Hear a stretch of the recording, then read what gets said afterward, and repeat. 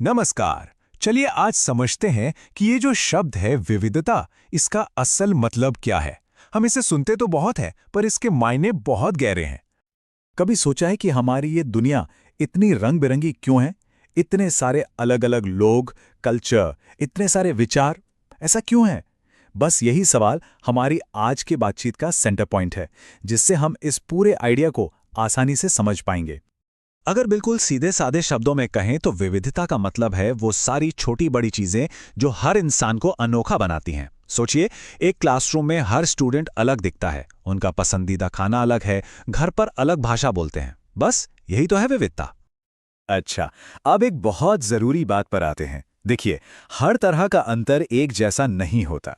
अलग होने और असमान होने में जमीन आसमान का फर्क है, और इसे समझना हमारे लिए बहुत जरूरी है। देखिए, एक तरफ है विविधता, जिसका मतलब है कल्चरल रिचनेस को सेलिब्रेट करना, जैसे दिवाली मनाना या ईद मनाना। और दूसरी तरफ है असमानता, जो तब पैदा होती है जब लोगों को मौके ही नहीं मिलते, संसाधन नहीं मिलते, जैसे जाति व्यवस्था या गरीबी, जो लोगों के आगे बढ़ने के रास्ते ही बंद कर देती है। तो सीधी सी बात यह है कि असमानता समाज में दीवारें खड़ी करती है, जबकि विविधता लोगों के बीच पुल बनाने का काम करती है।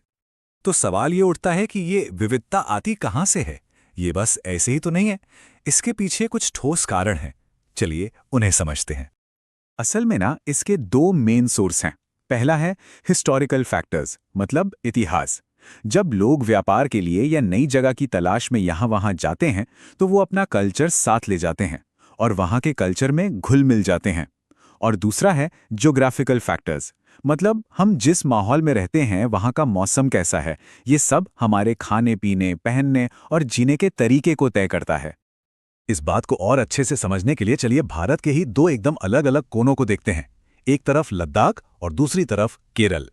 देखते हैं कि इतिहास और भूगोल ने कैसे इन जगहों को इतना अलग बनाया है। देखिए, लद्दाख एक ठंडा रेगिस्तान है, तो वहाँ के लोग मोटे ऊनी कपड़े पहनते हैं। तिब्बत से व्यापार होता था, इसलिए यहाँ बौद्ध धर्म का काफी प्रभाव है। दूसरी तरफ केरल एक कोस्टल एरिया है, जहाँ मसाले होते हैं। यहाँ के लोग सूती कपड़े पहनते हैं, खाने में मछली चावल होता है। और क्योंकि समुद्री रास्तों से दुनिया से व्यापार होता था, यहाँ कई धर्मों का संगम देखने को मिलता है। तो अब इन अलग अलग इलाकों के उदाहरणों से आगे बढ़ते हैं और एक बहुत बड़े, एक नेशनल आइडिया पर फोकस करते हैं, जो भारत की पहचान का एक बहुत जरूरी हिस्सा है। ये जो मशहूर लाइन है, इसे भारत के पहले प्रधानमंत्री जवाहरलाल नेहरू ने अपनी किताब द डिस्कवरी ऑफ इंडिया में लिखा था।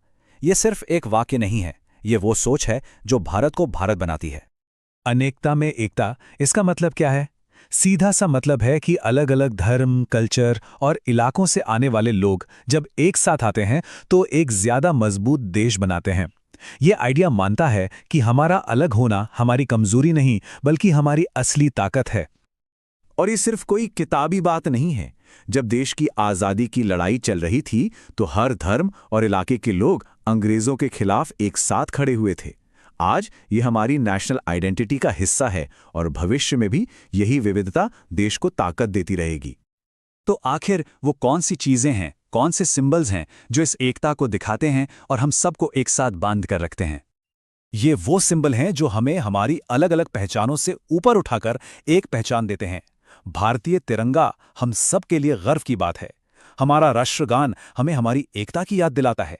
और जब हम सब मिलकर दिवाली, ईद और क्रिसमस जैसे त्योहार मनाते हैं, तो एक दूसरे की संस्कृति का सम्मान करना सीखते हैं। ये सारे सिंबल्स हमें बस एक ही बात याद दिलाते हैं कि हमारी पहचानें चाहे कितनी भी अलग क्यों ना हो, इन सब के नीचे हम सब एक ही कहानी का हिस्सा हैं। हमारी विविधता ही हमारी एकता की सबसे मजबूत नींव है। तो अब जाते जाते एक सवाल, हम अपने आसपास, अपनी कम्युनिटी में इस विविधता को एक ताकत के तौर पे कैसे देख सकते हैं? इस पे सोचिएगा जरूर।